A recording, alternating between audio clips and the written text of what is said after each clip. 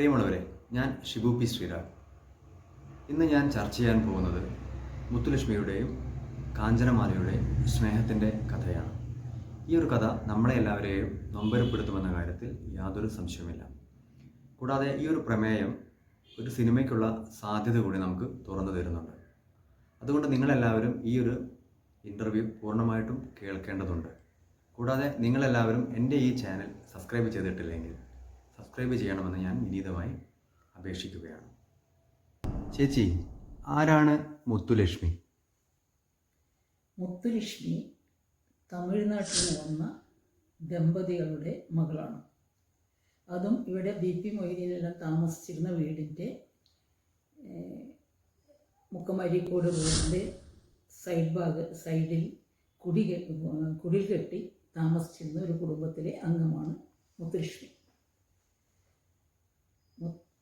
അവർ പെറുക്കി ജീവിക്കുന്ന ആളുകളായിരുന്നു. പല സ്ഥലങ്ങളിലും പോയി സാധനങ്ങൾ പെറുക്കി അങ്ങനെ ഒന്നായി വിറ്റ് അതിൽ ജീവിക്കുന്ന ആളുകളായിരുന്നു അവർ. മുത്തുലക്ഷ്മി പ്രായപൂർത്തിയാവുന്നതൊക്കെ മുക്കത്ത് വെച്ചാണ്.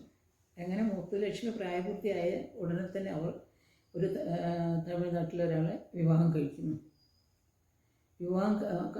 വീട്ടുകാർ വിവാഹം കഴിച്ചു കൊടുക്കുന്നു. അങ്ങനെ പിന്നീട് അവർ തമിഴ്നാട്ടിലാണ്. അന്ന് ഞാനിവിടെ എത്തിയിട്ടില്ല. തമിഴ്നാട്ടിൽ നിന്ന് തിരിച്ചെത്തിയത് അവൾ 2 കുട്ടികളുമായിട്ടാണ്. ഒരാൺകുട്ടിയും വികലാംഗിയായ ഒരു പെൺകുട്ടിയും, ചെറിയ പെൺകുട്ടി അവർ നടത്തുന്നു. അപ്പോൾ ആ കുട്ടിക്ക് വികലാംഗത്വം ഉണ്ടെന്ന് അന്ന് മനസ്സിലായിട്ടില്ല, ചെറിയ കുട്ടിയാണത്. അങ്ങനെ ആ കുട്ടികളെ നോക്കി പെറുക്കാൻ പോകാതെയാവുന്ന സമയത്ത് അന്ന് ഉമ്മയുണ്ട്, മൊയ്തീൻ്റെ ഉമ്മയുണ്ട്. മൊയ്തീൻ്റെ ഉമ്മേൻ്റെ അടുത്ത് വരും, ഭക്ഷണമൊക്കെ കൊടുക്കും, അങ്ങനെ പോകുമായിരുന്നു. അങ്ങനെയാണ് ഞാൻ മുത്തുലക്ഷ്മിയെ പരിചയപ്പെടുന്നത്. കാരണം ഞാൻ മൊയ്തീൻ മരിച്ച ശേഷമാണ് ഓനിട്ടേച്ച് പോയ കാര്യങ്ങൾ ചെയ്യണ്ടേ എന്ന് ചോദിച്ചു ഉമ്മ ജീവിതത്തിലേക്ക് എന്നെ തിരിച്ചു വന്നതിന് ശേഷമാണ് എൻ്റെ സേവന പ്രവർത്തനത്തിനിടയിലാണ് ഞാൻ അവളെ പരിചയപ്പെടുന്നത് എന്നതാണ് സത്യം. അങ്ങനെ വളരെ സ്നേഹമുള്ള എന്ന് വെച്ചാൽ ആരും സ്നേഹിച്ചു പോകുന്ന ഒരു പ്രകൃതിയാണ്. കാരണം കള്ളത്തരമില്ല, കളവ് പറയാറുമില്ല, ഉള്ള കാര്യങ്ങൾ തുറന്ന് പറയുന്ന ഒരു പ്രകൃതം. വളരെ ശാലീനമായ ഒരു പെൺകുട്ടിയാണ്. അന്നും മരിക്കാറായപ്പോഴും അവൾക്ക് പ്രായം തോന്നുമായിരുന്നില്ല എന്നതാണ് സത്യം. അങ്ങനെ ഇരിക്കുന്ന സമയത്താണ് ഇവളുടെ ചേച്ചിയുണ്ട്. ചേച്ചിയെ അവളുടെ ഭർത്താവ് ചവിട്ടിയപ്പോൾ ചേച്ചി മരിച്ചു പോയി. അതിനെ പോലീസ് ഇടപെട്ട് ചേച്ചിയുടെ മകളെ ജുവലൻ ഹോമിലേക്ക് കൊണ്ടുപോയി. അവൾ ചേച്ചി മരിച്ച ശേഷം ആ കുട്ടിയെ കാണാൻ നമ്മുടെ മുത്തുലക്ഷ്മി പോകാറുണ്ടായിരുന്നു. അതുകൊണ്ട് ജുവലൻ ഹോം എന്താണ്, അവിടെ എങ്ങനെ ചേർത്തണമെന്നൊക്കെ ആ കുട്ടിക്ക് അറിയാം. അപ്പോൾ ഇവളുടെ ആൺകുട്ടി വളർന്നു വരുന്നു. ഞാൻ പറഞ്ഞു, ഈ മോനെ നീ ഇവിടെ ഇട്ട് നശിപ്പിക്കരുത്, അവനെ നീ ജുവലൻ ഹോമിലാക്കണം എന്ന്, നിനക്കറിയുന്ന സ്ഥലമല്ലേ, പിന്നെ ഞാൻ വരേണ്ട ആവശ്യമില്ലല്ലോ എന്ന് പറഞ്ഞു. അങ്ങനെ ഇനി എന്തെങ്കിലും ആവശ്യമാണെങ്കിൽ ഞാൻ കത്ത് തരുന്നതാണ്, നീ തിരിച്ചു പോയി അന്വേഷിച്ചു പോകാം.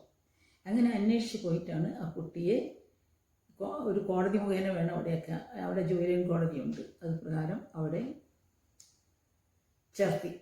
അങ്ങനെയാണ് അരുൺ വിജയ് എന്ന് പറയുന്ന മോൻ അവിടെ വളരുന്നത്. വളർന്നാൽ ഹോളിഡേയ്സിന് വരുമ്പം അവന് താമസിക്കാനൊരു വീടില്ല.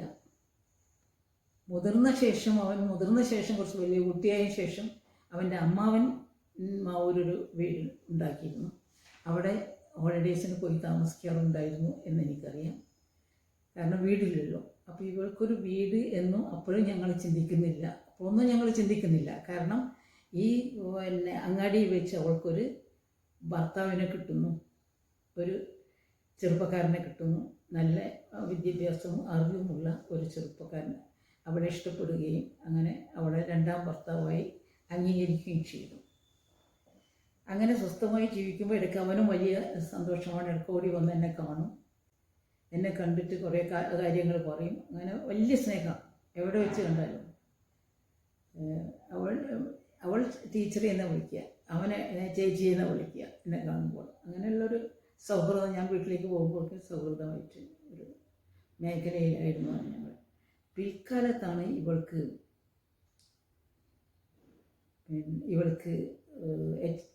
ഒരു മാറാരോഗം പിടിപെട്ട വിവരം അറിഞ്ഞത്.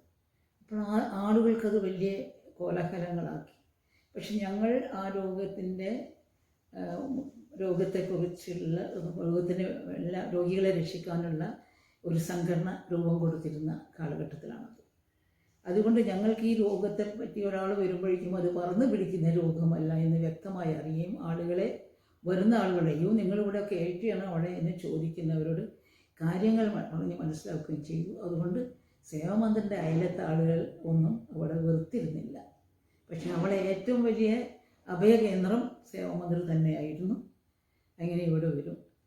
അങ്ങനെ ഇരിക്കുകയാണ് അവളുടെ മോനെ ജോലിമുഖിലാക്കി, മോളെ വികലാംഗ വിദ്യാലയത്തിലാക്കണം. ഇപ്പം ഞങ്ങളന്ന് ഞാൻ വിജയൻ ഡോൺ ബോസ്കോ അസിസ്റ്റൻറ്റ് പ്രിൻസിപ്പളുണ്ട്, വിജയൻ, പിന്നെ നിസാർ ബാബു ഒക്കെ തുടങ്ങിയിട്ട് കുറച്ച് ആളുകൾ, പ്രഭാകരൻ എല്ലാം കൂടിയിട്ട് ഒരു നേതാജി സർവീസ് മിഷൻ എന്ന് പറഞ്ഞിട്ട് സേവാമന്ദിറിൻ്റെ ഭാഗമായിട്ടൊരു സംഘടനയ്ക്ക് രൂപം കൊടുത്തിരുന്നു. അതിൻ്റെ ഭാഗമായിട്ട് ഞങ്ങൾ റോഡിൽ അലഞ്ഞു നടക്കുന്നവരുടെ മക്കളെ വിദ്യാലയങ്ങളിലേക്ക് ഇതേപോലെ ഓമുകളിലേക്ക് അയക്കുകയും കുറേ ആളെ എറണാകുളത്ത് ഡോൺ ബോസ്കോൻ്റെ ഒക്കെ സഹകരണത്തോടെ ഞങ്ങളുടെ ഈ സർവീസ് മിഷനിലെ ഒരു പ്രധാന പ്രവർത്തകനായിരുന്നു പിന്നെ ബെന്നി ആണ് ഇങ്ങനെ ഇവിടെ ചേർത്താനുള്ള വിദ്യാലയം ഇന്ന സ്ഥലത്തുണ്ട്, നമുക്ക് അവിടെ കൊണ്ടാക്കാം, സ്ഥലം എവിടെയാണെന്ന് ഞാൻ അന്വേഷിച്ചുകൊണ്ടിരിക്കുമ്പോൾ ബെന്നിയാണ് എന്നെ അറിയിച്ചത് ഇങ്ങനെ സ്ഥലമുണ്ട്. അങ്ങനെ ഞങ്ങൾ ബെന്നിയോടൊപ്പം വണ്ടി ഓടിച്ച് ഇവിടെ മോളെയും കയറ്റി കോൺവെൻറ്റിൽ കൊണ്ടാക്കി. അവിടെ വളരെ സ്വസ്ഥമായി ആ കുട്ടി കഴിയുകയാണ്. അങ്ങനെ കൊണ്ടാക്കാനുള്ള കാരണം പറയുമ്പോൾ നിങ്ങൾ മനസ്സിലാക്കേണ്ട കാര്യം എന്ന് വെച്ചാൽ 7 വയസ്സുള്ള ഈ വികലാംഗ കുട്ടിയെ വെച്ച് മുത്തുലക്ഷ്മി പീഡിക തിണ്ണയിൽ കിടന്നുറങ്ങുന്ന സമയത്ത് കുട്ടിയെ ഉണ്ടാവുമല്ലോ ചീത്ത പ്രവർത്തനത്തിന് എന്താണ് പറയുക, ചീത്ത പ്രവർത്തനം, സ്ത്രീകളെ വേട്ടയാടുന്ന മൃഗം പോലെയുള്ള ഒരാൾ ഈ കുട്ടിയെ എടുത്ത് ഓടി. കുട്ടിയുടെ കരച്ചിൽ കേൾക്കുമ്പോൾ പെട്ടെന്ന് ഇവൾ ഉണർന്നപ്പോൾ കുട്ടിയുടെ കരച്ചിൽ കേൾക്കുന്ന ഇവൾ ബഹളം വെച്ചപ്പോൾ കുറേ കിടക്കുന്ന ആളുകളുണ്ടല്ലോ, എല്ലാവരും കൊണ്ട് ഓടിയപ്പോൾ അവൻ ഇടവഴിയിലിട്ട്, നമ്മുടെ സേവാമന്ദിറിൻ്റെ സൈഡിലുള്ള ഇടവഴിയിലിട്ട്, അന്ന് അവിടെ ഇടവഴിയുണ്ട്, ഇടവഴിയിലിട്ട് അവൻ ഓടി. അങ്ങനെയാണ് ആ കുട്ടിക്ക് സംരക്ഷണം കൊടുക്കേണ്ട ഒരവസ്ഥയെപ്പറ്റി ഞങ്ങൾ ചിന്തിക്കുന്നത്. അങ്ങനെയാണ് ഞങ്ങൾ നേതാജി സർവീസ് മിഷൻ നിലവിൽ വരുന്നത്. അതിനോടനുബന്ധിച്ചാണ് ഒരുപാട് കുട്ടികളെ പല സ്ഥലങ്ങളിലേക്കും ആക്കാനും അവരെ ക്രിസ്ത്യൻ ഇതിലാണ് കൂടുതൽ പിന്നീട് ഞങ്ങൾ ചെയ്തത്. കാരണം കുട്ടികളെ അവർ നന്നായി പഠിപ്പിക്കുന്നുണ്ട് എന്ന ഒരു അവസ്ഥയും ദാരിദ്ര്യമല്ലാത്ത ഡോൺ ബോസ്കോ ഒക്കെ ആയിട്ട് ബന്ധപ്പെട്ടപ്പോൾ അതൊരു വലിയ ആശയമായി തോന്നിയതുകൊണ്ടാണ് അങ്ങനെ ചെയ്തത്. അതിലൊരു കുട്ടി മാത്രമേ എറണാകുളത്ത് നിന്ന് ചാടി പോകുന്നുണ്ടായിരുന്നു. അങ്ങനെ ഒരു നന്മയുടെ പ്രവർത്തനം നടത്തിക്കൊണ്ടിരിക്കുകയാണ് ഇവളെ രോഗവിവരങ്ങളൊക്കെ പിന്നെ അറിയുന്നത്. അവൾക്ക് അതിൻ്റെ ഇടയിൽ അവളെ 2ാം ഭർത്താവ് ഇല്ലാത്ത കാലഘട്ടത്തിൽ അവൻ എന്തോ അടിപിടിയായിട്ട് ജയിലിലോ മറ്റായിരുന്നു. ഇവൾ ഗർഭിണിയാവുന്നു, ഗർഭിണിയായി പ്രസവിച്ച് കുട്ടിക്ക് 2-3 മാസം തന്നെ തികഞ്ഞോന്ന് എനിക്കറിയില്ല. ആ സമയത്താണ് ഈ കുട്ടിയെ ഒരു ദിവസം രാത്രി കിടന്നുറങ്ങി രാവിലെ ഇവിടെ ഉണരുമ്പോൾ പുലർച്ചയ്ക്ക് ഉണരുമ്പോൾ കുട്ടിയില്ല. കുട്ടിയെ ആരോ എടുത്തു കൊണ്ടുപോയി. അതായത് ഇവളെ ചതിച്ച ആളുടെ പേര് ഇവൾക്ക് അറിയുന്നതുകൊണ്ട് അയാളാണോ ഒരു പ്രാവശ്യം ചതിച്ച്, അത് വേറെയും ചതിക്കപ്പെട്ട ആരെങ്കിലും ആണോ? കാരണം കുട്ടി തേടിയെത്തിയാൽ ഇപ്പോൾ ടെസ്റ്റൊക്കെ നടത്തിയാൽ മനസ്സിലാകുമല്ലോ.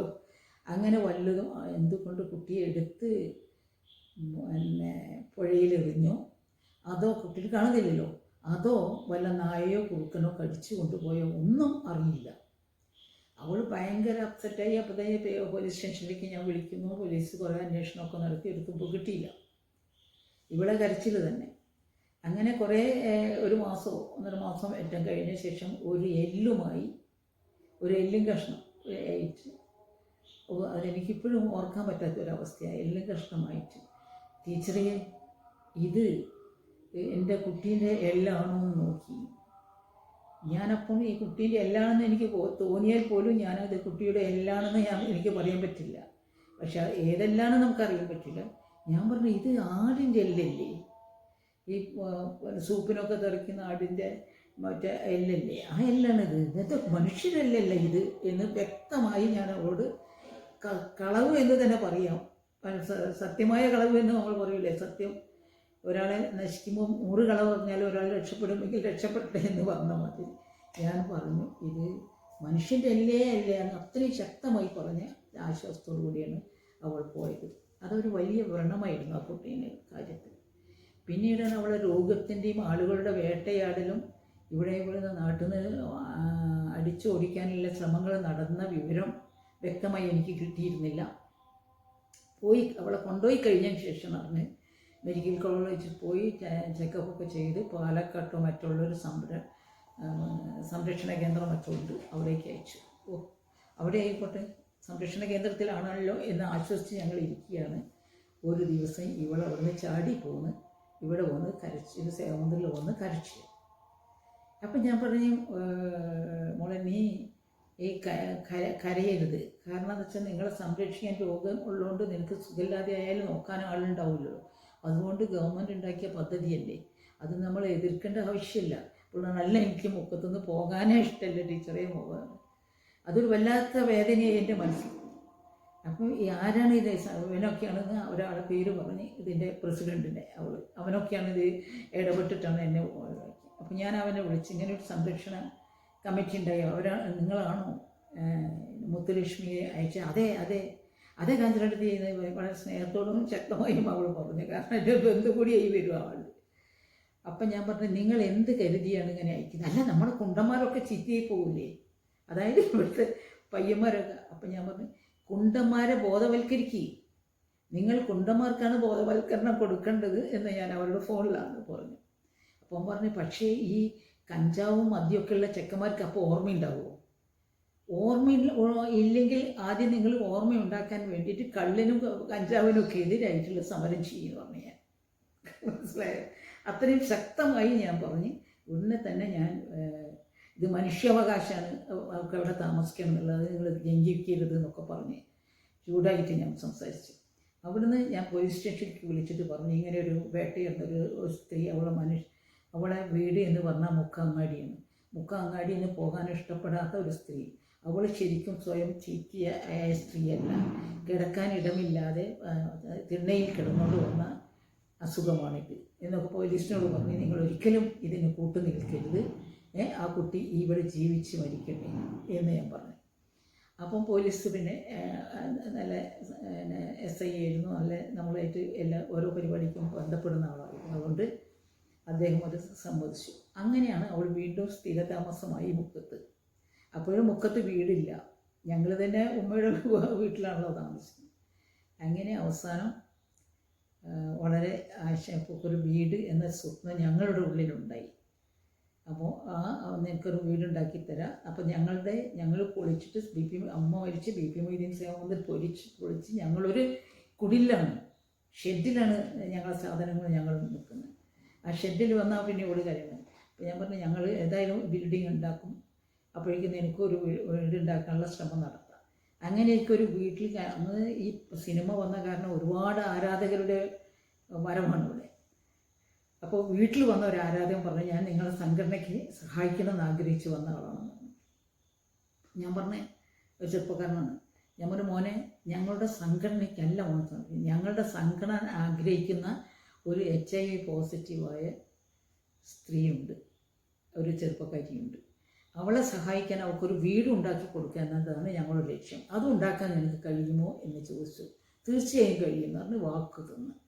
അങ്ങനെ ഞങ്ങളുടെ സഹായത്തിന് ഹൃദയാലുവായ ദിലീപ് എത്തുകയും ഞങ്ങളുടെ അവസ്ഥ കണ്ട് ദിലീപ് BP മൊയ്തീൻ സേവന്തിൻ്റെ പുതിയ കെട്ടിടത്തിന് ഒരു നില പണിയാൻ ഞങ്ങൾക്ക് പണിയിച്ചു തരാമെന്ന് പറഞ്ഞ് അദ്ദേഹത്തിൻ്റെ അച്ഛൻ്റെ മെമ്മോറിയലായിട്ടുള്ള ഒരു ട്രസ്റ്റ്. അങ്ങനെ അതിൻ്റെ പണി തുടങ്ങിയപ്പോൾ ഇവിടെ അയ്യോ നിങ്ങൾക്ക് കെട്ടിലാവും, എനിക്കൊന്നുമില്ലല്ലോ എന്ന് പറഞ്ഞു. അപ്പം അയാൾ അതിൻ്റെ ദിവസമല്ലേ കെട്ടിടത്തിന് തറക്കല്ലിടുന്ന സമയത്ത് പണി തുടങ്ങിയില്ല. തറക്കട്ടിലെ ദിവസം ഇയാൾ വന്നിട്ട് സ്റ്റേജിൽ നിന്ന് പ്രഖ്യാപിക്കുകയാണ് BP മൊയ്തീൻ സേവാമന്ദിറിന് വേണ്ടി മുത്തുലക്ഷ്മി എന്ന സ്ത്രീക്ക് ഒരു വീട് ഞങ്ങളുടെ ട്രസ്റ്റ് ഉണ്ടാക്കി കൊടുക്കുമെന്ന്. എന്നിട്ട് മുത്തുലക്ഷ്മിനെ സ്റ്റേജിലേക്ക് വിളിക്കുന്നു. അവൻ എന്നോട് പറഞ്ഞ സ്റ്റേജിൽ വിളിക്കുന്നു 50,000 രൂപയുടെ ഒരു ചെക്ക് കൊടുക്കുന്നു. അതിൻ്റെ 2 ദിവസം ഒരു ആഴ്ച മുമ്പ് പറഞ്ഞ് അവൻ ഈ ചെറുപ്പക്കാരൻ പറഞ്ഞു തീർച്ചയായും പിന്നെ ഒരു ബാങ്ക് അക്കൗണ്ട് തുറക്കണം. അങ്ങനെ ഞങ്ങളുടെ മീന ഒക്കെ പോയിട്ട് കാരശ്ശേരി ബാങ്കിൽ പോയി അവർക്ക് അക്കൗണ്ട് തുടങ്ങിച്ചു. അങ്ങനെ ഈ 50,000 പോകുമ്പോൾ അവിടെ അന്നത്തെ പ്രോഗ്രാം കഴിഞ്ഞിട്ട് അത് വെച്ച് അതിൽ ബാങ്കിൽ നിക്ഷേപിക്കണം എന്ന് വിചാരിച്ചിരിക്കുകയാണ്. ഇവൻ്റെ വിളി വരുന്നത് പോയ ഇവൻ വിളിക്കുകയാണ്, ചേച്ചി ആ ചെക്ക് ബാങ്കിൽ കൊടുക്കരുതെന്ന്. അപ്പം ഞാൻ എന്താ ചെക്ക് കൊടുക്കുന്നത്? ചെക്ക് ഇപ്പോൾ ഞാൻ നോക്കിയപ്പോൾ എൻ്റെ അക്കൗണ്ടിൽ പണമില്ല, ഞങ്ങളുടെ അക്കൗണ്ടിൽ. അതുകൊണ്ട് ആ അക്കൗണ്ടിൽ പണമില്ലാത്തതുകൊണ്ട് നിങ്ങൾ ആ ചെക്ക് കൊടുക്കരുത്. ശരിക്കും കൊടുത്തിട്ടില്ല. ഇന്നും ആ ചെക്ക് ഇവിടെ ഇരിക്കുകയാണ്. മനസ്സിലായില്ലേ? ചെക്ക് കൊടുക്കുന്നില്ല, അത് ക്യാൻസലാക്കണം എന്ന് പറഞ്ഞു. അങ്ങനെ മുത്തുലക്ഷ്മിക്ക് വിചാരിച്ച് ഞങ്ങളാ പണം എടുത്തോന്ന് വരെ ചിന്തിച്ചു പോയി. ചേച്ചീൻ്റെ ചെക്ക് മോളെ ചെക്കിന് എടുക്കരുതെന്ന് പറഞ്ഞ് ഇതാ ചെക്ക് ഇവിടെ ഇടാന്ന് ഇത് കാണിച്ചു കൊടുത്ത്. ചെക്ക് എടുക്കരുതെന്ന് ഇടരുതെന്ന് പറഞ്ഞിരിക്കുകയാണ് ബാങ്കിൽ. അയാൾക്ക് പണമില്ലാത്തതുകൊണ്ട് അയാൾ കുറച്ച് കഴിഞ്ഞിട്ട് ഉണ്ടാക്കി തരും എന്നാണ് പറഞ്ഞത്. അങ്ങനെ ഒരു വിവരമില്ല. അപ്പോഴേക്കും ഇങ്ങനെ ഞങ്ങളതിൻ്റെ പണി തുടങ്ങി. പക്ഷെ ഞങ്ങൾ പല സ്ഥലത്തും പിന്നെ ഞാൻ സംഭാവനയ്ക്ക് പോവുകയല്ല, അവരെ പ്രോഗ്രാമിൽ വിളിക്കുമ്പോൾ അവരൊരു തുക സംഭാവന തരും. അങ്ങനെയുള്ള കുറച്ച് സ്ഥലം ഇതുകൊണ്ട് അതിനൊരു കാരണം ഈ പഞ്ചായത്തിൽ നിന്ന് കിട്ടുന്ന സ്ഥലത്തിന് വേണ്ടിയിട്ട് ഞങ്ങളുടെ ബോർഡിലുള്ള മീനാക്ഷി ഓടി കാലിന് വയ്യാത്തവള് 3-ാം നില വരെ കയറി പഞ്ചായത്തിൻ്റെ മുകളിൽ കയറിയിട്ടാണ് ആ സ്ഥലം എങ്ങനെയോ പതിപ്പിച്ച് കിട്ടിയത്. ഞങ്ങൾ 2 അഭയാർത്ഥികളുണ്ടായിരുന്നു. ഒന്ന് മുത്തുലക്ഷ്മിയും ഒന്ന് മറ്റൊരു ഗീതയും ഉണ്ടായിരുന്നു. 2 പേർക്കും പാസ്സാക്കി, 2 പേർക്കും സ്ഥലം പഞ്ചായത്ത് നൽകി. പിന്നെയാണ് വീടുണ്ടാക്കുന്ന പ്രശ്നങ്ങൾ വരുന്നത്. ആ വീടുണ്ടാക്കുന്ന പ്രശ്നങ്ങൾക്ക് ഞങ്ങൾക്ക് കഴിയാതെ വന്നപ്പോൾ അവൾ വളരെ വേദനയോടുകൂടിയാണ് പറഞ്ഞിരുന്നത്, നിങ്ങളെ സ്ഥലം ബിൽഡിങ് എടുത്താൽ. അപ്പം ഞങ്ങൾക്ക് 2 നിലയൊന്നും ഞങ്ങൾ ആ സ്വപ്നത്തിൽ അപ്പം ഇല്ല. കാരണം പണം ഉണ്ടെങ്കിൽ ഉണ്ടാക്കാമെന്നുള്ള നിലയിലാണ്. ഇത് കഴിഞ്ഞാൽ ഞാൻ പറഞ്ഞു, കുട്ടി ഞാൻ ഇതിൻ്റെ ഡയറക്ടറാണ്, എനിക്ക് എനിക്ക് നല്ല ഡയറക്ടർക്ക് ഒരു റൂമുണ്ട്. ഇപ്പോൾ ഡയറക്ടർ ഞാനാണ്. അപ്പോൾ ആ ഈ റൂമാണ്. അതിന് ബാത്റൂമുണ്ട്, അറ്റാച്ച്ഡ് ബാത്റൂമുണ്ട്.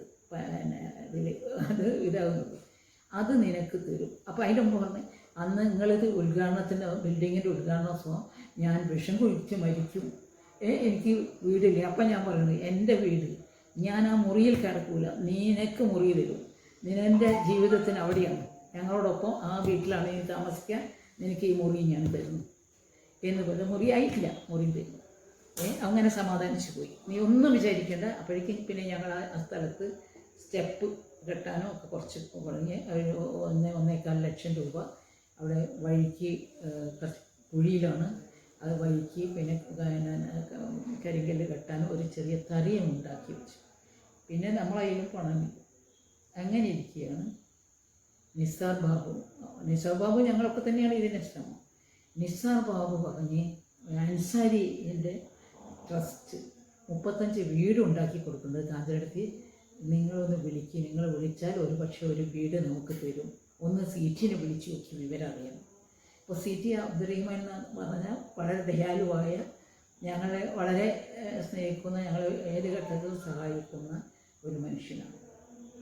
അപ്പോൾ അദ്ദേഹത്തെ ഞാൻ വിളിച്ചപ്പോൾ അദ്ദേഹം പറഞ്ഞു, കാഞ്ചനടത്തി പിന്നെ അതിൻ്റെ ചുമതല എനിക്കല്ല, ഒരുപാട് അപേക്ഷ വന്നിട്ടുണ്ട്, അതവർ കൊടുത്തു പോയോ എന്നറിയില്ല, ഞാൻ അന്വേഷിക്കട്ടെ, കൊടുത്തു പോയെങ്കിൽ നിങ്ങൾ വിഷമിക്കേണ്ട, കാഞ്ചനടത്തിക്ക് വേണ്ടി ആ സ്ത്രീക്ക് ഞാനൊരു വീട് ഉണ്ടാക്കി തരും.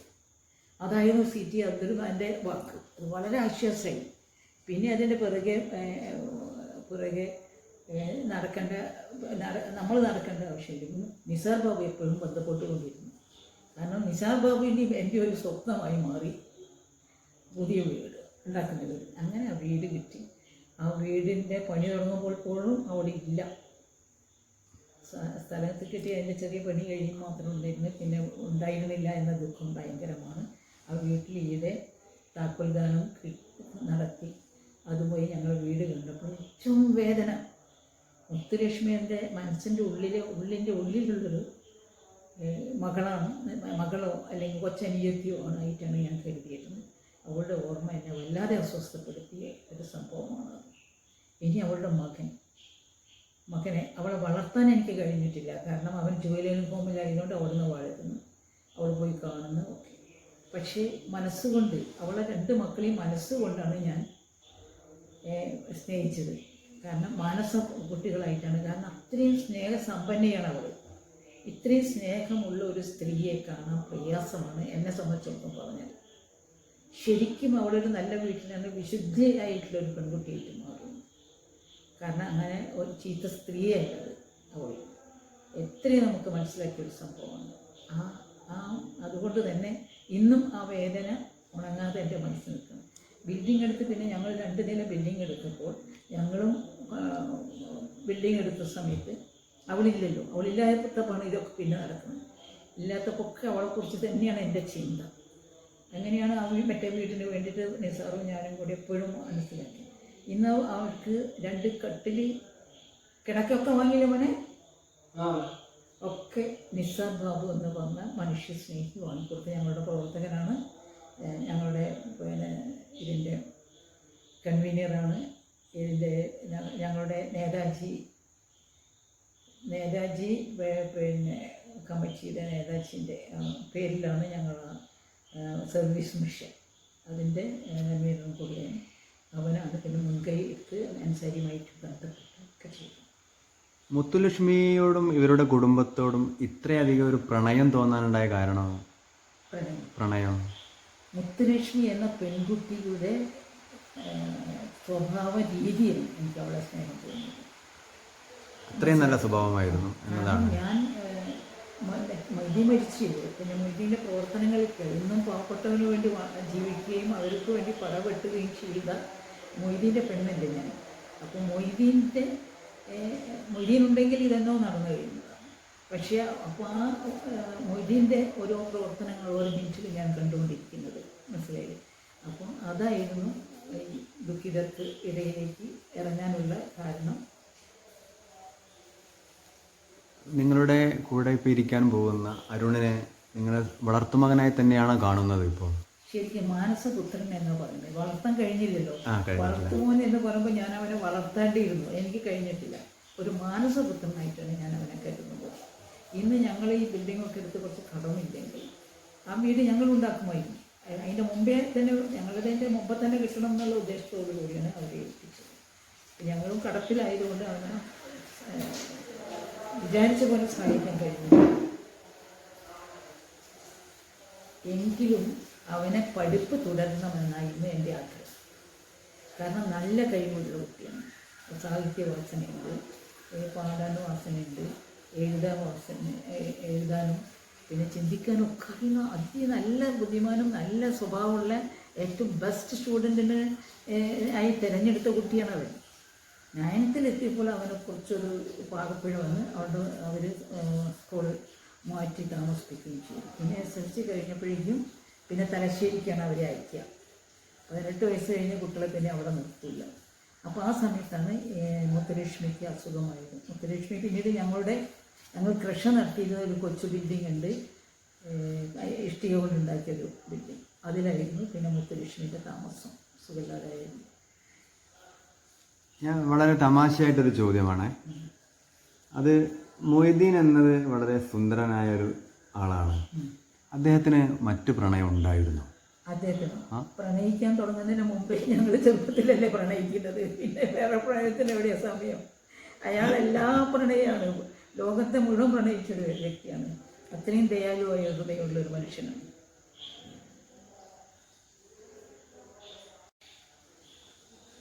കാഞ്ചന ചേച്ചി, നിങ്ങൾ പാട്ട് പാടുമോ? എങ്ങനെയാണ് അതിൻ്റെ ഒരു കാര്യം ഒന്ന് പറഞ്ഞത്? പാട്ട് പാടാതിരിക്കാൻ നിങ്ങൾക്ക് കഴിയില്ല എന്നറിയാം. അല്ല, ഞാൻ പാടില്ല മോനെ. ഞാൻ പറഞ്ഞില്ല 7 വർഷം പഠിച്ചിട്ടും സംഗീതത്തിൽ വാസനയില്ലാത്ത ആളാണ്. പക്ഷെ കേൾക്കാനും ആസ്വദിക്കാനും ഏറ്റവും ഇഷ്ടപ്പെട്ട ആളാണ്. പക്ഷേ എനിക്കിഷ്ടം എപ്പോഴും ദുഃഖഗാനങ്ങളോടാണ്. ദുഃഖഗാനങ്ങൾ കേൾക്കാനാണ് ഇഷ്ടം. ഇന്ന് നിന്റെ മൊയ്തീനിലെ ആ ഒരു വരി ചെറുതായി ഒന്ന് നമ്മളെ ആളുകൾക്ക് പറയരുത്. മനസ്സിലായോ? ഞങ്ങളുടെ അന്ന് ഭാഗവതരെ ആശാനെ വിളിക്കാം. ഞാൻ ആശാനോട് ചിലപ്പോൾ തലക്ക് ചെറുതാണല്ലോ, തലക്ക് ഉറങ്ങാൻ തുടങ്ങുമ്പോൾ ചിലപ്പം സന്ധ്യയ്ക്കായിരിക്കും വീട്ടിൽ വരിക പഠിപ്പിക്കാം. അപ്പോൾ ഞങ്ങൾ സിസ്റ്റേഴ്സൊക്കെ ഉണ്ടാവും, കസിൻസൊക്കെ ഉണ്ട്. അപ്പോൾ ഒരു ദിവസം ഞാൻ ആശാനോട് പറഞ്ഞു, കുറച്ചുകൂടി വലുതായപ്പോൾ 6 വയസ്സിലെത്തി, ആശാനോട് പറഞ്ഞു, ആശാനെ ഞാൻ എൻ്റെ കുട്ടികളുടെ കുട്ടികളെയോ ശാസ്ത്രീയ സംഗീതം പഠിപ്പിക്കില്ല. അപ്പം 7ാമത്തെ വർഷമാണ്. അപ്പം പഠിപ്പിക്കില്ല എന്ന് ഞാൻ പറഞ്ഞത് അറം പറ്റിയിരിക്കുകയാണ് എനിക്ക് എന്നതാണ് സത്യം. എനിക്ക് മക്കളോ ഇല്ല ശാസ്ത്രീയ സംഗീതം പഠിപ്പിക്കാൻ. എങ്ങനെ? എന്നാലും നിങ്ങൾക്ക് ഏറ്റവും ഇഷ്ടപ്പെട്ടൊരു ഗാനം ഉണ്ടാവുമല്ലോ മലയാള സിനിമയിൽ. അത് ഞാൻ ഏറ്റവും ഇഷ്ടപ്പെടുന്നത് കരയുന്നു കുഴച്ചിരിക്കുന്നു എന്നാണ്. അത് ഇഷ്ടപ്പെടാനുള്ള കാരണം എന്താണെന്ന് വെച്ചാൽ 10 വർഷം, ജീവിതത്തിലെ 10 വർഷം, പ്രണയത്തിലെ 25 വർഷം ഞാൻ തലവറയിലായിരുന്നെങ്കിലും 20 വർഷമാണ് യഥാർത്ഥ പറയുന്നത്. 25 വർഷം എനിക്ക് തുറന്ന ജയിലായിരുന്നു. മൊയ്തീനാണ് അതിൻ്റെ പേരിട്ട് തുറന്ന ജയിലുണ്ട്. അപ്പോൾ ഈ 25 വർഷത്തിൽ ഒരു 10 വർഷം, കുറച്ച് കാലം കഴിഞ്ഞ് 10 വർഷം മറ്റ് ഏട്ടന്മാരുടെ കൂടെയൊക്കെ എവിടെയെങ്കിലുമൊക്കെ ഒരു ചിലപ്പോൾ കൊണ്ടുപോയിരുന്നു അങ്ങനെ കൂടെ. പക്ഷേ അതൊന്നുമില്ലാതെ മൊയ്തീനെ കാണാനോ കത്തുകൾ പിടിച്ച് പ്രശ്നങ്ങൾ വീണ്ടും ഉണ്ടാക്കിയതാണ് കാണാനോ കഴിയാതെ ഒരു 10 വർഷമാണ് ഞങ്ങളുടെ പ്രളയം പോത്തു നിന്നത്. മനസ്സിലാക്കണം. ആ 10 വർഷത്തിൻ്റെ അവസാനം ഞങ്ങൾ സംസാരിക്കുന്നത് 1967 നവംബർ 23-നാണ്. നവംബർ 23-ന് മുപ്പത്തിനൊരു പ്രത്യേക ചരിത്രമുണ്ട്. അബ്ദുൽ സാഹിബ് എന്താണ് നമ്മുടെ വീരപുത്രൻ കേരളത്തിൻ്റെ മരിച്ച ആലോചിച്ച് അതൊന്നും ആലോചിച്ചിട്ടില്ല. അന്ന് ഞങ്ങൾ എൻ്റെ ചേച്ചീനെ കല്യാണിച്ച്, ചേച്ചിയും എനിക്ക് ഒരു കുട്ടി ഉണ്ടായിരുന്നു, ചേച്ചിയും ഭർത്താവും കൂടെ ഞങ്ങളോട് ഒന്നിച്ച് വളർന്ന അമ്മയുടെ ഏഴത്തിയ മകൾ എൻ്റെ വേറൊരു ചേച്ചിയാണ്. അവരെ വീട്ടിലേക്ക് പോവുകയാണ്. അവരും പ്രസവിച്ചിരിക്കുന്നു. ചേച്ചിയുടെ ആൺകുട്ടീനെ മറ്റേ ഒരു പെൺകുട്ടീനെ പ്രസവിച്ച് കാണാൻ പോകുന്ന വഴിക്കിൽ അന്ന് പിന്നെ ഇടവണ്ണപ്പാറയ്ക്കൊന്നും ബസ്സും കാറൊന്നും ഇല്ല, അരീക്കോട് പാലൊന്നും വരാത്ത കാലഘട്ടം. അങ്ങനെ കോഴിക്കോട് കൂടെ പോയിട്ട് മാവൂർ റൺസ് വന്നുകൊണ്ട് മാവൂർ വരെ പോകാൻ കഴിയും. മാവൂരിൽ നിന്ന് പിന്നെ തോണി കയറി ഇറങ്ങിയിട്ട് പിന്നെ അപ്പുറം വാഴക്കാട് ജീപ്പുണ്ടാവും, അങ്ങനെ കിട്ടും. അപ്പോൾ നമ്മളെ വാഹനം അവരെ വീട് വരെ പോകില്ല, പാലല്ലാത്തതാണ്. അങ്ങനെയാണ് മൊയ്തീനെ ആ കടവിൽ വെച്ച് ഞങ്ങൾ ആ ബസ്സിൽ കാറ് ചീറ്റിയായി. ഏട്ടൻ്റെ ഭർത്താവ് കൊണ്ട് കാറ് വഴിക്ക് വെച്ച് ചീറ്റിയാകുന്നു. ഞങ്ങൾ ബസ്സിൽ കയറുന്നു. ബസ്സിൽ കയറുമ്പോൾ ആര് പറഞ്ഞു കൊടുത്തെന്ന് അറിയില്ല. പെട്ടെന്ന് ഞാൻ ഇങ്ങനെ തിരിഞ്ഞ് നോക്കുമ്പോൾ ബസ്സിൽ മൊയ്തീൻ ഞാൻ എവിടെ പോയാലും പറയുമ്പോൾ അന്ന് മൊബൈലില്ല. പക്ഷേ അവന് പല സ്ഥലങ്ങളിലും സുഹൃത്തുക്കളുണ്ട്. അപ്പോൾ ഇവിടുന്ന് വീട്ടിലവനുണ്ടെങ്കിൽ വീട്ടിലെത്തും, ഇല്ലെങ്കിൽ കോഴിക്കോട്ട് വരെ ഇന്ന സ്ഥലത്ത്. അപ്പോൾ എന്നെ ആരെങ്കിലും എവിടെയെങ്കിലും കണ്ടാൽ അപ്പം അവനെ വിവരറിയിക്കുകയും അവനോടി എത്തുകയും ചെയ്തൊരു സമ്പ്രദായം ഉണ്ടായിരുന്നു. 10 വർഷം അതിനൊന്നും കഴിയില്ല. ആ 10 വർഷത്തിൻ്റെ സമാപനത്തിലാണ് ഈ ഒരു ഗാനം. തോണി കയറ്റി ഞങ്ങൾ യാത്ര പറഞ്ഞു. ഏട്ടത്തിൻ്റെ മോനെയൊക്കെ എടുത്ത് ഞങ്ങളോട് വർത്താൻ പറഞ്ഞു. യാത്ര ഇറങ്ങിയിട്ട് അപ്പം മൊയ്തീൻ്റെ പാപ്പയും ചേച്ചീൻ്റെ ഭർത്താവിൻ്റെ അച്ഛനും ഒന്നിച്ച് ജയിലിലോ മറ്റും ഉണ്ടായിരുന്നു ഈ സ്വാതന്ത്ര്യ സമര സമയത്ത്.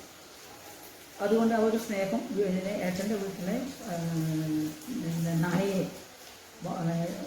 മൊയ്തീൻ്റെ ബാപ്പ കൊണ്ടുപോയി ചോദിച്ചിട്ടുണ്ട്. അദ്ദേഹം മുസ്ലിം സമ്പ്രദായത്തിൻ്റെ അവസ്ഥയൊന്നും അദ്ദേഹത്തിൻ്റെ അവരുടെ പുരോഗമനത്തിലുള്ള ആളായിരുന്നു. ഇന്ന് നായനെ ചോദിച്ചില്ല, മുസ്ലിമാണെന്ന് തോന്നുന്നു മുഖത്ത് അവിടുന്ന് കൊണ്ടുവന്ന നായി. അപ്പോൾ ആ കഥകളൊക്കെ ഏട്ടനായിട്ട് സംസാരിച്ചുകൊണ്ടാണ് ഞങ്ങൾ അവിടെ എത്തിയ തിരിച്ചെത്തി. അങ്ങനെ തോന്നി കഴിച്ച് കഴിഞ്ഞ് ഞാൻ നോക്കിക്കൊണ്ടിരുന്നു. ഇങ്ങനെ ഇറങ്ങി ഞാൻ തിരിഞ്ഞ് നോക്കുമ്പോൾ മൊയ്തീൻ എൻ്റെ തുണിഞ്ഞിരിക്കുന്നു.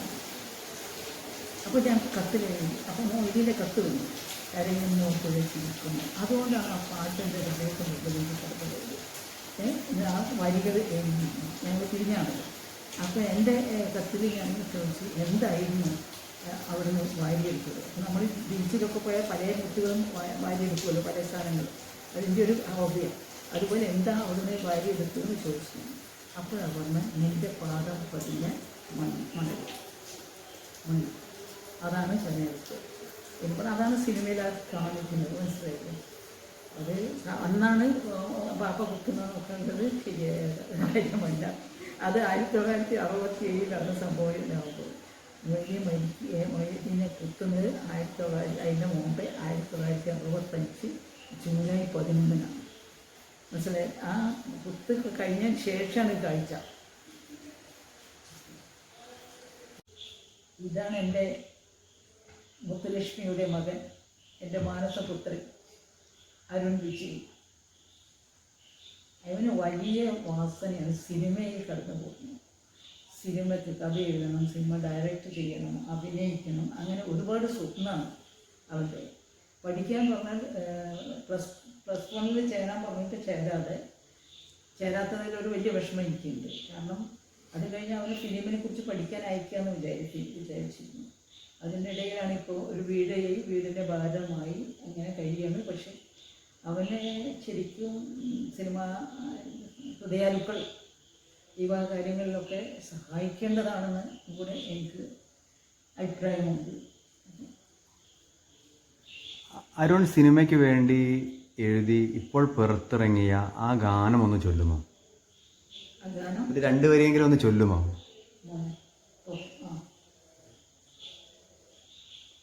എന്നും പൊന്നിൽ മിന്നും പോലൊരു പ്രേമം മുങ്ങി പൊങ്ങി മാവിൽ കുളിച്ച് കയറും. എന്നും പൊന്നിൽ മിന്നും പോലൊരു പ്രേമം മുങ്ങി പൊങ്ങി മാവിൽ കുളിച്ച് കയറും. ആരാണ് ഈ ഗാനം എഴുതിയത് എന്നറിയുമോ? സിനിമയുടെ പേര് എന്താണെന്ന് അറിയുമോ? പപ്പടോടെ പ്രേമം. ആരാണ് എഴുതിയത് എന്നതിനെ കുറിച്ച്? എഴുതിയത് സ്വന്തം നമ്മൾ തന്നെ എഴുതിയതാണ്. എന്ത് അരുണ് തന്നെയാണ് എഴുതിയത്. കൃഷ്ണേട്ടനാണ് എന്നെ ഇതിലോട്ട് കൊണ്ടുവരുന്നത്. ഭാവിയിലെ സ്വപ്നം എന്താണ്? ഭാവിയിലെ സ്വപ്നം എന്ന് വെച്ചാൽ എനിക്ക് ഫിലിം സ്റ്റാർ ആവണം. അതാണ് ഏറ്റവും വലിയ ആഗ്രഹം. അത് ചെറുപ്പം മുതലേ ഉള്ളൊരു ജീവിതത്തിലെ ഏറ്റവും വലിയൊരു ആഗ്രഹമാണ്. പിന്നെ സഹോദരിയെ കുറിച്ച് ഒരു ഗാനം എഴുതിയിരുന്നല്ലോ, ആ ഗാനത്തെ ഓർമ്മയുണ്ടോ? അത് ചൊല്ലാമോ? കനവിലെ മിന്നും എന്നാകാശത്തിൻ പൊന്നും സൂര്യകാന്തി പോലെ നീ സുന്ദരി എന്നെന്നും പാടും ഒരു പാട്ടിൻ ഈണമായി പോരില്ലേ കൂടെ നീ. ആകാശത്തമ്പിളിയായി ദൂരെ ഉദിക്കാം, കുഞ്ഞാറ്റ കിളിയെ പോൽ പാറി നടക്കാം, അമ്മതൻ കൈകളിലായി ചാഞ്ഞുറങ്ങാം, പൊന്നാമ്പൽ പൂവേ പോൽ ദൂരെ തെളിയാം. കുഞ്ഞാറ്റെ കുഞ്ഞുവാവേ നീ കൂടെ പോരില്ലേ, എന്നെന്നും നീ പാടുന്ന പാട്ടിൻ്റെ വരി നീളമായി ഞാൻ മാറാം. കാഞ്ചനമാല ചേച്ചിയെപ്പോലെ ഒരാൾ പുറകിൽ നിന്നും സഹായിക്കാൻ ഉണ്ടാകുന്നത് വലിയൊരു സഹായമാണ്. എന്തെല്ലാം രീതിയിലുള്ള സഹായങ്ങളാണ് കാഞ്ചനമാല ചേച്ചിയിൽ നിന്നും, പിന്നെ നിങ്ങൾക്ക് വീട് ഉണ്ടാക്കി തരുന്നതിനും മറ്റും സഹായിച്ച് അവരാരൊക്കെയാണ് എന്നൊന്ന് വെളിപ്പെടുത്താമോ? കാഞ്ചന ടീച്ചർ ചെറുപ്പം മുതലേ ഞാൻ ടീച്ചറിനെ വിളിച്ച് ശീലിച്ചത്. എനിക്ക് അങ്ങനെ വിളിച്ചാണ് ശീലം. എൻ്റെ അമ്മ അങ്ങനെ വിളിക്കുന്നത് കേട്ടിട്ടാണ് ഞാൻ ആദ്യമായിട്ട് ടീച്ചറിനെ വിളിക്കുന്നത്. പക്ഷെ ഞങ്ങൾക്ക് എനിക്കായാലും എൻ്റെ അമ്മയ്ക്കായാലും ഒരു അമ്മയുടെ സ്ഥാനം തന്നെയാണ് കാഞ്ചന ടീച്ചർ. എൻ്റെ അമ്മേനെ എന്നെയൊക്കെ ചെറുപ്പം മുതലേ പഠിപ്പിക്കാൻ കൊണ്ടുവിട്ടതും എല്ലാ കാര്യത്തിനും ടീച്ചർ തന്നെയാണ്. ഇപ്പോൾ ഈ വീട് കിട്ടിയതിൻ്റെ കാരണം പോലും ടീച്ചറാണ്. അതിനുവേണ്ടി ടീച്ചർ കുറേ കഷ്ടപ്പെട്ടിട്ടുണ്ട്. അതേപോലെ തന്നെ ടീച്ചറെ കൂടെയുള്ള സാറിൻ്റെ പ്രഭാകരൊക്കെ അവരും കുറേ എനിക്ക് വേണ്ടി കുറേ കഷ്ടപ്പെട്ടിട്ടുണ്ട്. എൻ്റെ അമ്മ മരിക്കാൻ നേരത്ത് പോലും ആംബുലൻസ് വിളിച്ച് പെട്ടെന്ന് ഓടിയെത്തിയത് പോലും പ്രഭാകരനായിരുന്നു. അങ്ങനെ ഈ സേവാമന്ദിരം എന്നുള്ള ഒരു തന്നെ എനിക്കൊരു വലിയ സഹായമായിട്ട് തന്നെ തീർന്നത്. എനിക്ക് ഒരുപാട് കടപ്പാടുണ്ട് ഈ സേവാമന്ദിരത്തിനോട്. വീട് തന്ന അവര് ആരായിരുന്നു വീട് ഉണ്ടാക്കി തന്നത്? വീടുണ്ടാക്കി തന്നത് ദയാപുരം സ്കൂളുകാരാണ്. ആ സ്ഥലം 3 സെന്റ് സ്ഥലം വാങ്ങി തന്നത് കഞ്ഞ ടീച്ചറിന്റെ ഒരു പുണ്യാണ് ആയിട്ടാണ് ഞാൻ കാണുന്നത്. അങ്ങനെ പഞ്ചായത്ത് അല്ല എന്നാലും ടീച്ചറിന്റെ ഒരു ഇതിലല്ലേ, കാരണം നടുറോട്ട് കടന്നിരുന്ന ഞങ്ങൾക്ക് അത്രയും ഓടിച്ചാടി ഇത് കഷ്ടപ്പെട്ട് ഞാൻ എൻ്റെ അമ്മയ്ക്ക് സ്ഥലം വാങ്ങി കൊടുത്തത് ടീച്ചറും ഗാർഡനും കൂടിയല്ലേ. അപ്പൊ ആ ഒരു ഇത് പറയാതെ അതിനുള്ള ക്രെഡിറ്റ് നമുക്ക് മീന ചേച്ചിക്കാണ് കൊടുക്കേണ്ടത് കേട്ടോ. പിന്നെ മോണാക്ട്, മിമിക്രി അങ്ങനെയൊക്കെ ചെയ്യുമോ? ഓ ഞാൻ ചെറിയൊരു നമ്പർ ഇപ്പം കാണിക്കാൻ പറ്റുമോ? ജനിച്ചു കഴിഞ്ഞൊരു കുഞ്ഞിന്റെ ശബ്ദം ഞാനിപ്പോ ഇതാക്കാം.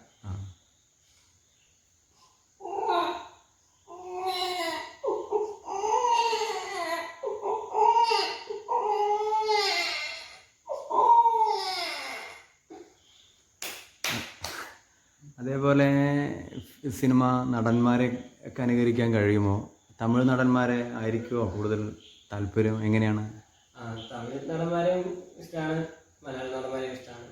അതിൽ 2 നടന്മാരെ, മലയാളത്തിൽ ദിലീപേട്ടനെ, സൗണ്ട് ഓം എന്ന സിനിമയിൽ ചെറിയൊരു ശരി.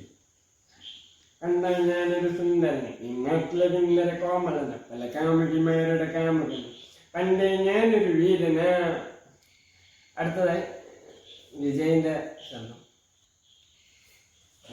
பாசத்துக்கு முன்னாடி தான் பனி, பகைக்கு முன்னாடி தான் புலி.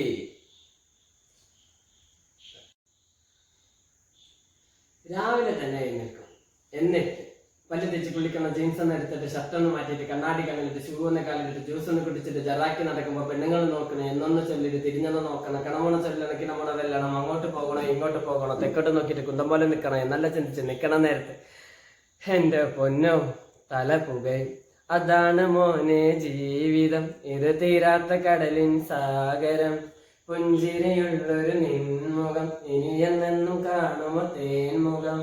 അപ്പോ സ്നേഹിക്കുന്നത് തെറ്റല്ല, പക്ഷെ സ്നേഹിച്ചാൽ കണമണ ചൊല്ലണം, കിണമണ വെല്ലണം, അങ്ങോട്ട് പോകണോ ഇങ്ങോട്ട് പോകണോ, തെക്കോട്ട് നോക്കിയിട്ട് കുന്തം പോലെ നിൽക്കണോ, എന്നെല്ലാം ചിന്തിച്ച് നിൽക്കണ നേരത്തെ പെണ്ണൊന്നും വന്നിട്ട് ലവന് തട്ടിട്ട് പിന്നാലെ പോയിട്ട് നേരെ ഒന്ന് പോക്കിയിട്ട് കയ്യൊന്നും നീട്ടുമ്പോൾ അതൊന്നും വാങ്ങണം, കയ്യിൽ അവസാനം കല്ല് കുപ്പിയും തന്നിട്ട് പെണ്ണ് മറിയുമ്പോൾ ഓർക്കണം പൊന്നോ അതാണ് മോനെ ജീവിതം, ഇത് തീരാത്ത കടലിൻ സാഗരം, പുഞ്ചിരിയുള്ളൊരു നിൻമുഖം, ഇനി എന്നെന്നും കാണുമോ തേൻമുഖം. അപ്പോ എല്ലാം പെണ്ണുങ്ങളും ഒരുപോലെയാണല്ലേ? അല്ല.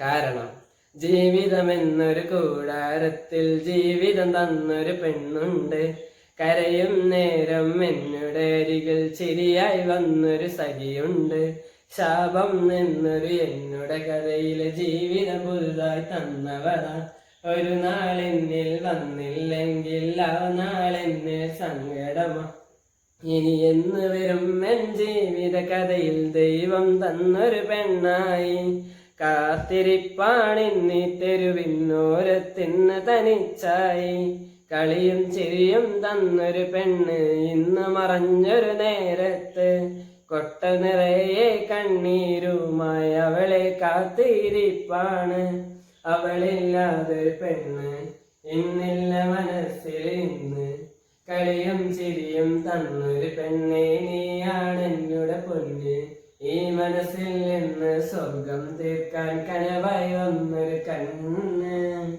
അപ്പോ അതാണ് പറഞ്ഞത്. എന്ത്? അതാണ് മോനെ ജീവിതം, ഇത് തീരാത്ത കടലിൻ സാഗരം, പുഞ്ചിരിയുള്ളൊരു നിൻമുഖം, ഇനി എന്നെന്നും കാണുമോ തേൻമുഖം.